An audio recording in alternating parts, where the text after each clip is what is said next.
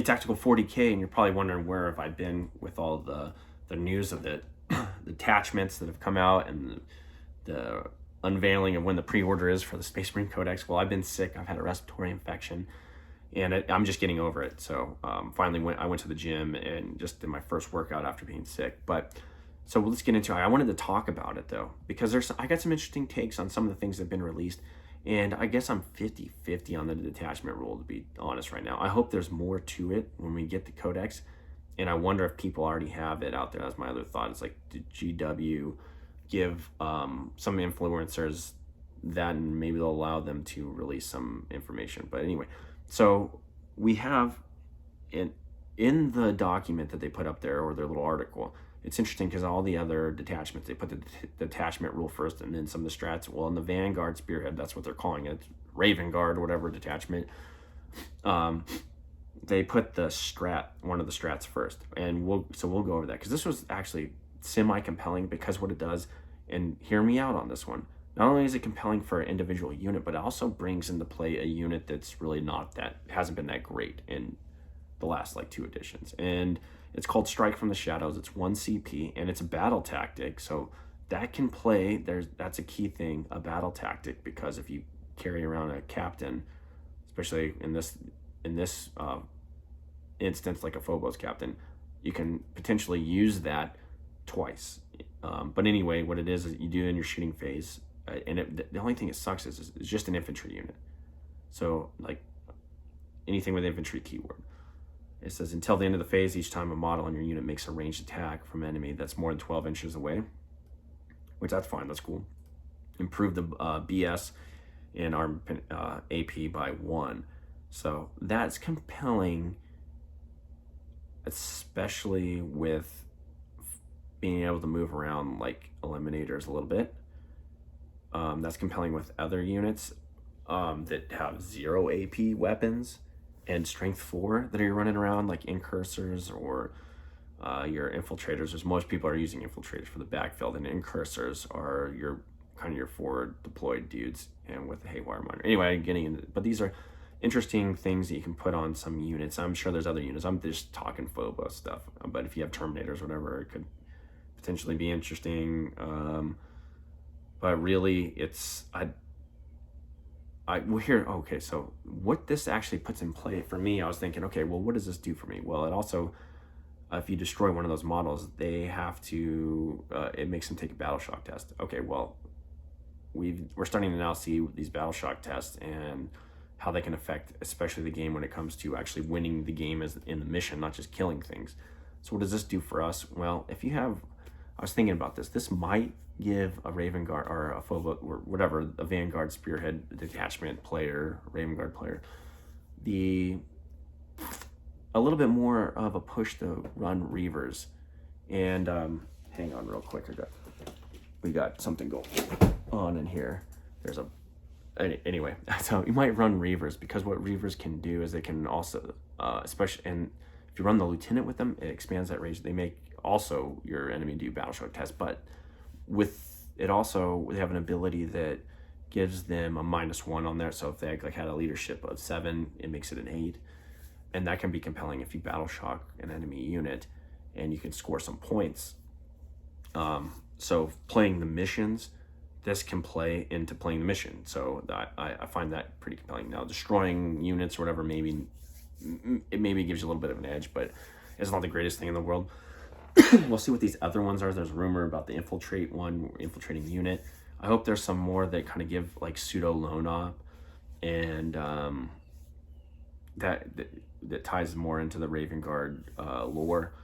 Then they have we'll go into the detachment rule, because this is less, in my opinion, it's like Raven Guard Light. They call it Shadow Masters, which, if we're trying to, I wish they would have made it a little bit different. Hopefully they adjusted some of the rules maybe under this attachment for like Phobos units. Because let's be honest, like now that the scout snipers are gone with that concealed positions, really eliminators should have concealed positions, especially if they're part of this detachment. You know, if you think about a sniper squad, because that's essentially what they are, with precision weapons, or I guess the last Fusel isn't, but that's what they are. They're snipers. They're going to be in a concealed position, and you're going to be shooting. They're going to be hard to detect. So to me, it's like they should have concealed positions or some ability to run a concealed position somehow, or maybe like a derivative of that, not just stealth. I mean, that's kind of ridiculous. Because essentially what these guys get from that, if you're running eliminators or anything with stealth, this detachment roles, you get the benefit of cover, which you can get the benefit of cover pretty much everybody does. So I don't know. But anyway, it's detachment roles called Shadow Masters. Each time a ranged attack is placed against Stardy's unit from your army, unless the attack is within 12, so 12 and greater, subtract 1 from the hit roll, and it gets benefit of cover. And the other thing about this whole benefit of cover thing, it only goes down to 3+. I've seen some guys taking 2+ rolls, but from what I've read in the rule book, once you get down below 3+, I mean, all it'll do is keep you at 3+ save. And if you're running Terminators, it might not even do that, I guess, if you're in against a high AP weapon. But so I don't know if it's as compelling as I think as what they I don't know. It's just not. It's not quite what I picture our Raven Guard. I hope there's more to this detachment rule. I hope there's like an exception, like you can pick. Maybe there's like not only get that, but like in the Gladius, you can pick different tactics. You know, you got tactical assault and Devastator Doctrine. Like you can pick one that kind of gives you precision for all your weapons or something, or certain weapons that normally wouldn't happen. Or you have one that gives you a pseudo lone op or there. But I'm hoping they spice this up a little bit more Raven Guardy. But how am I going to do this? It's like I'm like trying to figure out how I'm going to run this, because I want to stay a competitive Raven Guard list instead of running Gladius. Granted, Oath of Moment's changing, so that's less, or I mean, you're going to have Oath of Moment no matter what. So it's like, well, why do we get outside of this, out of the Gladius, if you're going to run...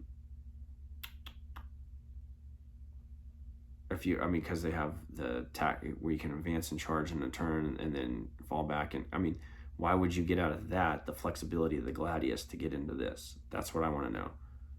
And to me, as like, I know I run a shooting army. I should really shooty army. So maybe this will, the -1 to hit might help. But what really helped me is to me, it feels more compelling is if we go with the Raven Guard lore and make, some more units with more compelling, like lone operative, and then like the more there's a more death and unit, like a unit like that, make the eliminators kind of have like a double tap or whatever, where they can re-roll hit rolls or whatever. To me, like once, not, or it like as a doctrine, you can re-roll hit rolls there instead of just oath. Just like when they're taking out like a certain unit or a character or placing down fire. I mean, there's got to be something they can do. We'll see. But so far, I'm gonna try running this, I think, this weekend.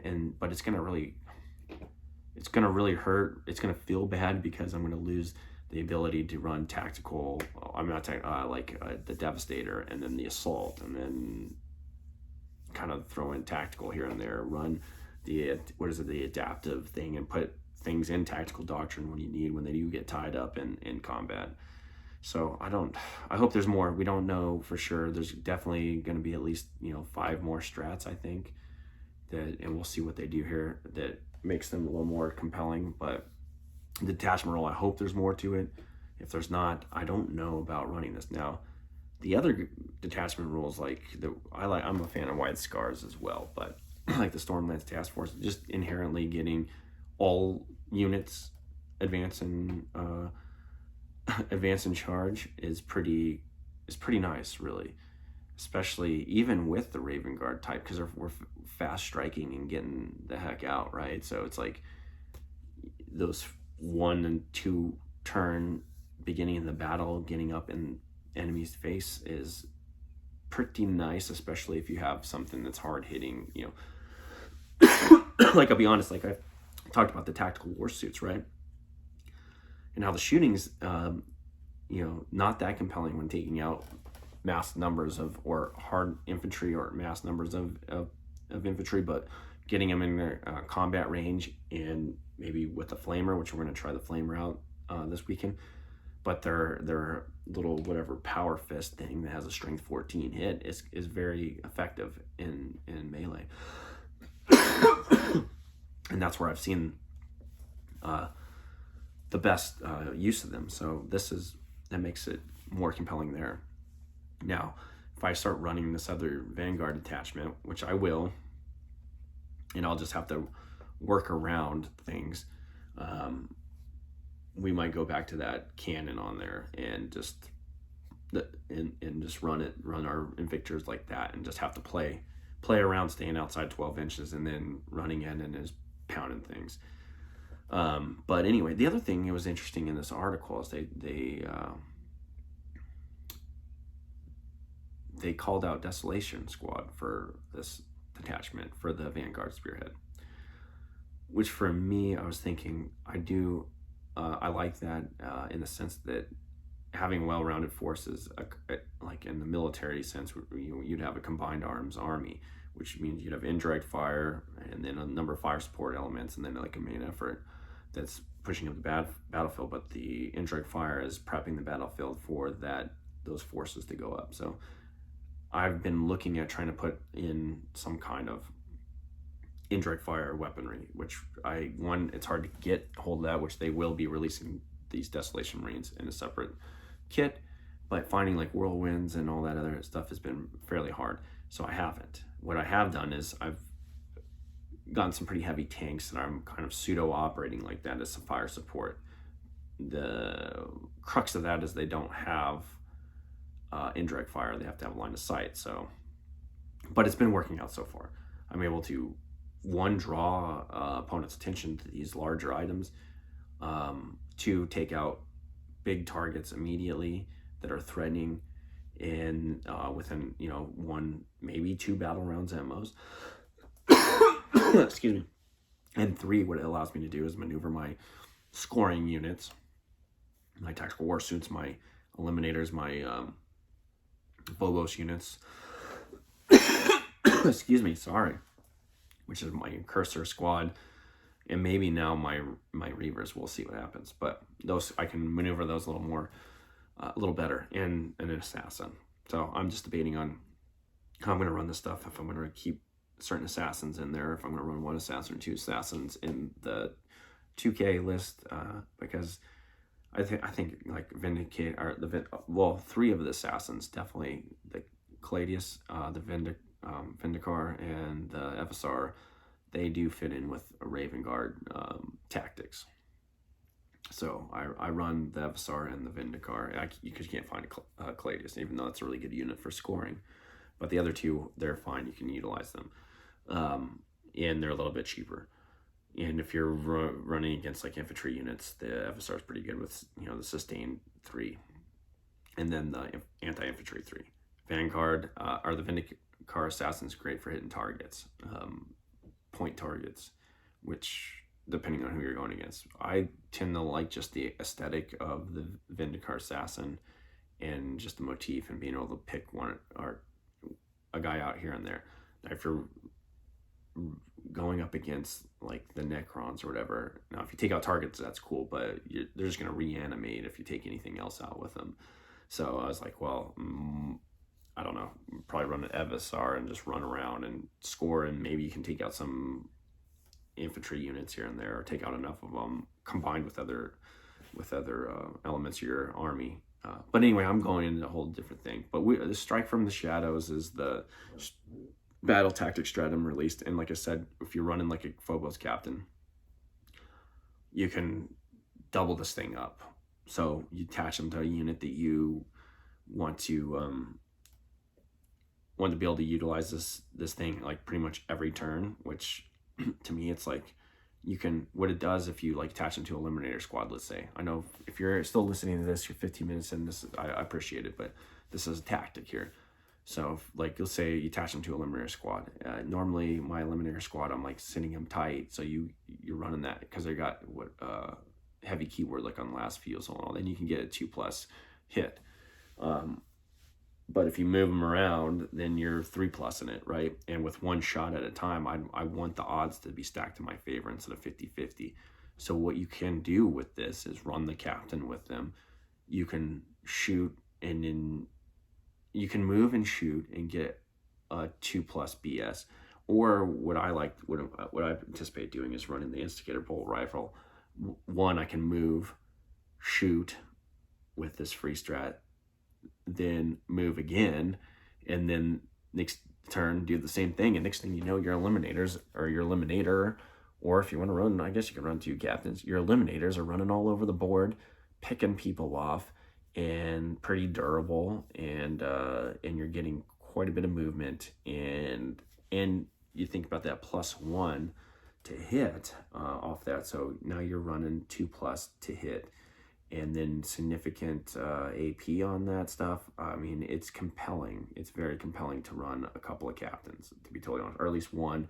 And then that's why I like to run it. All right, I'm going to end this real quick. I'm going to run one captain with them, and then run the librarian with another to keep them, kind of shrouded. But the other thing you can do with the captain is you can put them in like an incursor squad with a lieutenant, and this is another compelling thing that might try out. So what that does is not only the lieutenant give the unit lethal hits, but then you can do this, and your BS goes up, down, or your BS goes up, or whatever. The probability of hitting goes up. Lethal hits are in there. AP's now, instead of 0, you're at -1. Granted, your enemy probably can get around that. But -1 AP, you can hit at whatever, at 2+ now, and then you got lethal hits. And now that unit's pretty deadly. Put on an incursor squad, not only is it deadly, then you got haywire mines, and then you got ignores cover with their Oculus bolt bolt carbines, and it looks pretty good. So I don't know what I'm going to do this weekend, but I'm thinking about putting the captain there. But I'm saying there's multiple ways to do that, and in fact, we might be running multiple captains eventually, just to be able to utilize this strat for free. You know what I mean? This sounds good to me. Anyway, talk to you later. Peace.